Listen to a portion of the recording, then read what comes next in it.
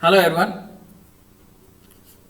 इस सेशन में हम एक्सटर्नल कमांड्स एमएस डॉस में क्या होते हैं उससे रिलेवेंट टॉपिक को डिस्कस करेंगे। जैसा कि लास्ट टॉपिक में हमने डिस्कस किया था कि एमएस डॉस जो डिस्क ऑपरेटिंग सिस्टम है वो मेनली दो टाइप के कमांड्स जो है वो यूजर को प्रोवाइड करता है। The first one is internal command और second one is external command. Last session में हमने इंटरनल कमांड की वे ऑफ वर्किंग को डिस्कस किया था कि इंटरनल कमांड कौन से होते हैं। ऐसे कमांड जो कि एमएस डॉस ऑपरेटिंग सिस्टम के अंदर पहले से ही इनबिल्ड होते हैं और स्टोर्ड होते हैं, और at the time of system boot यानी कि सिस्टम जब हम स्टार्ट करते हैं उस समय उसके बूटिंग प्रोसेस के समय ही वो सारे के सारे कमांड्स जो है मेमोरी के अंदर स्टोर हो जाते हैं और यूजर अपनी रिक्वायरमेंट के अकॉर्डिंग उन कमांड्स को एग्जीक्यूट कर सकता है।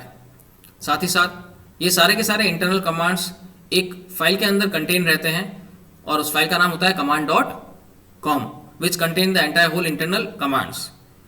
और कुछ इंटरनल कमांड्स से रिलेवेंट एग्जांपल्स को भी हमने डिस्कस किया था, लाइक जो आपको स्क्रीन के ऊपर दिख रहे हैं। These are the examples of internal command dir, md, cd, rd, del and date. These are the few illustration of internal commands. So now we will discuss about external command.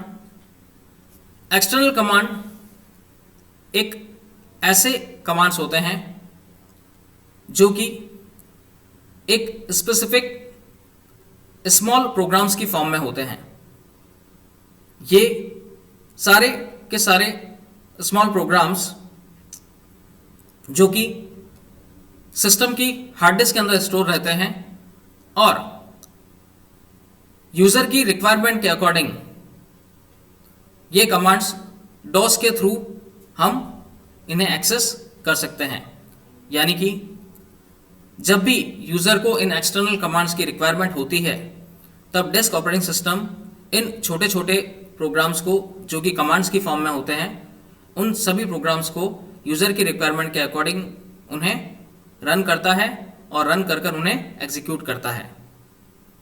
External commands को run करने के लिए कुछ supporting files की requirement होती है, जबकि internal commands को अगर हम लोग रन करते हैं तो एट दैट टाइम उसमें किसी प्रकार की कोई भी सपोर्टिंग फाइल की रिक्वायरमेंट नहीं है। वो कमांड इटसेल्फ ऑटोमेटिकली जो है एग्जीक्यूट हो जाते हैं यूजर की रिक्वायरमेंट के अकॉर्डिंग।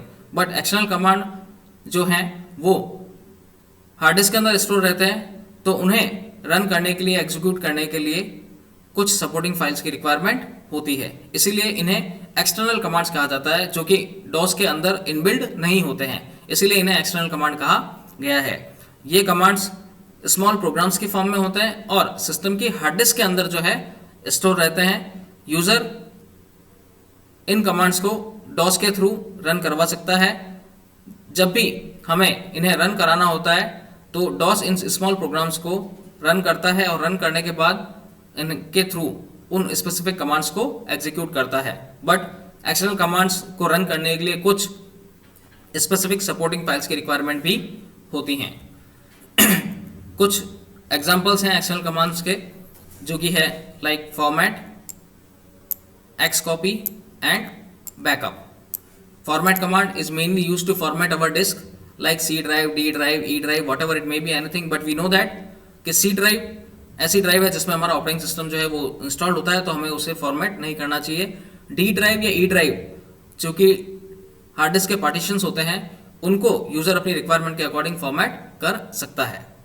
xcopy कमांड जो कि पूरी की पूरी डायरेक्टरीज को या उसके अंदर जो इनबिल्ट सब डायरेक्टरीज या सब फाइल्स होती हैं उनको अगर कॉपी करना है हमें, so at that time we will use xcopy command. Backup command जो सिस्टम को बैकअप करने के लिए या बैकअप लेने के लिए इस कमांड को यूज में लिया जाता है।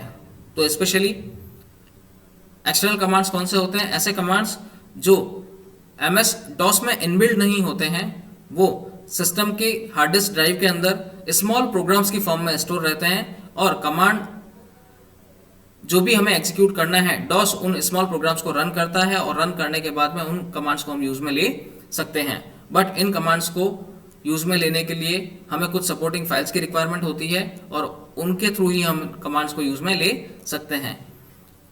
So it's all over about the external command. I hope you understand. Thank you.